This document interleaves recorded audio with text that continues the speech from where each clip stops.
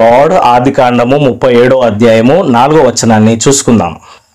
అతని సహోదరులు తమ తండ్రి అతన్ని తమ అందరికంటే ఎక్కువగా ప్రేమించుట చూచినప్పుడు వారు అతని మీద పగపట్టి అతని క్షేమ సమాచారమైనను అడగలేకపోయిరి. దేవునికి స్తోత్రం, మహిమ కలుగును గాక. యాకోబు యోసేపుని ఎక్కువగా ప్రేమించినాడు. యోసేపు పట్ల ఎక్కువ ప్రేమను కనపరిచినాడు. ప్రతి సంవత్సరం అతనికి కొత్త బట్టలు కొంటా ఉన్నాడు. మంచి నిలువుటంగిని, రంగురంగులుగా ఉన్న నిలువుటంగిని కొంటా ఉన్నాడు. మరి యోసేపు మీద ఎక్కువగా చూపించటం ద్వారా మిగతా సహోదరులకు ఈ కుమారుని మీద పగ వచ్చేసింది. మిగతా సహోదరులందరూ కూడా యోసేపు మీద పగబట్టినారు.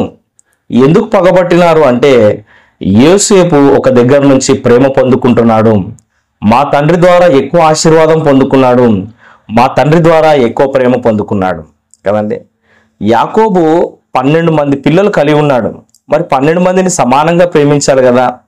12 మందికి ఒక విధమైన ఒక ప్రేమను, ఆప్యాయతను చూపించాలి కదా. ఒక కుమారుని మీదే ఎందుకు అంతగా ప్రేమను కనుపరిచినాడు అంటే, యాకోబు ముందుగా రాహేలును ప్రేమించినాడు. రాహేలు చనిపోయిన తర్వాత రాహేలు కుమారుడైన యోసేపు మీద తన ప్రేమను చూపిస్తా ఉన్నాడు. తండ్రి బాధ్యత ఉన్నది, కుమారులను చక్కగా చూసుకోవాలి, కుమారుల క్షేమం కోరుకోవాలి. అయితే ఎక్కువ ప్రేమ యోసేపుకి ఇవ్వడం బట్టి మిగతా సహోదరులు పగబట్టినారు. మరి సహోదరులు కలిసి ఉండాలి, ఐకమత్యంతో ఉండాలి.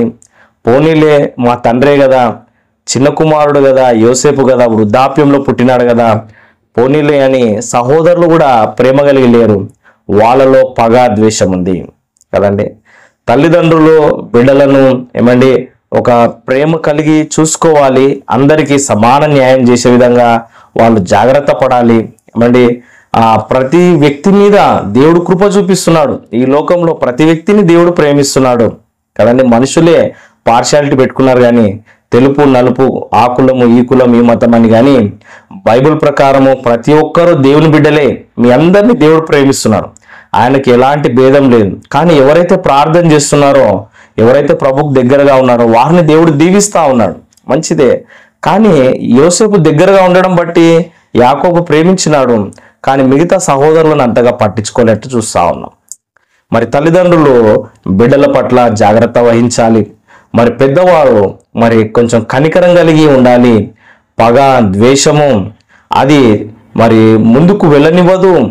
ముందు గతిలో చాలా హీనమైన స్థితిని కలిగిస్తుందని గ్రహించి తమ సహోదరుల పట్ల ప్రేమ కలిగి జీవించాల్సిన అవసరం ఉంది. నిన్ను వలె నీ పొరుగువారిని ప్రేమించని ప్రభు మనతో చెప్పినాడు కదండి. మొదట దేవుని ప్రేమించాలి, తర్వాత ప్రజలను కూడా మనం ప్రేమించాలి. సహోదరులు ఐక్యత కలిగి ఉండాలి. తల్లిదండ్రులకు విధేయత చూపించాలి. తల్లిదండ్రులు కుమారుల పట్ల, కుమార్తెల పట్ల జాగ్రత్త వహించాలి. వారి క్షేమాన్ని గురించి విచారణ చేయాలి. ఆమెన్. చిన్న ప్రార్థన.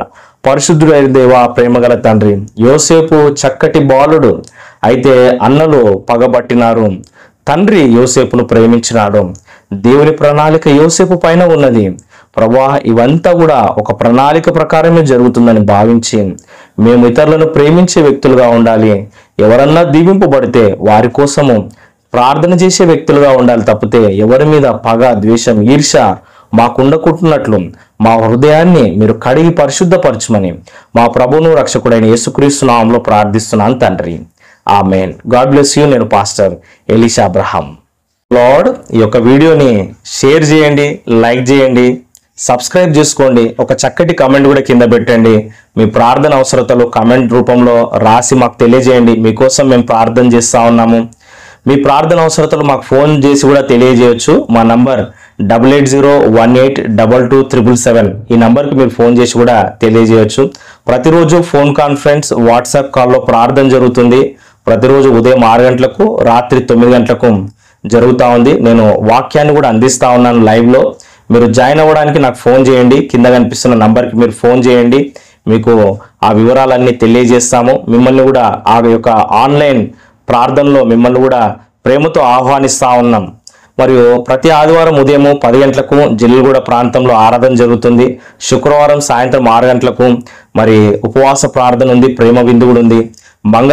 ప్రతి మంగళవారము మరి కుటుంబ సహవాస ప్రార్థన జరుగుతుంది సాయంత్రం 6 గంటలకు. All are welcome. మా పరిచర్య కోసం మీరు ప్రార్థన చేయండి. దేవుడు ప్రేరేపిస్తే పరిచర్యకు మీ కానుకలు కూడా ఫోన్పే, గూగుల్ పే ద్వారా పంపించవచ్చు. మా నంబర్ 8801822777 లేదా కింద కనిపిస్తున్న అకౌంట్ నంబర్కు కూడా మీ కానుకలు పంపించవచ్చు. మా కోసం ప్రార్థన చేయండి. మీకోసం కూడా మేము ప్రార్థన చేస్తా ఉన్నాము. దేవుడు మిమ్మల్ని దీవించును గాక. God bless you.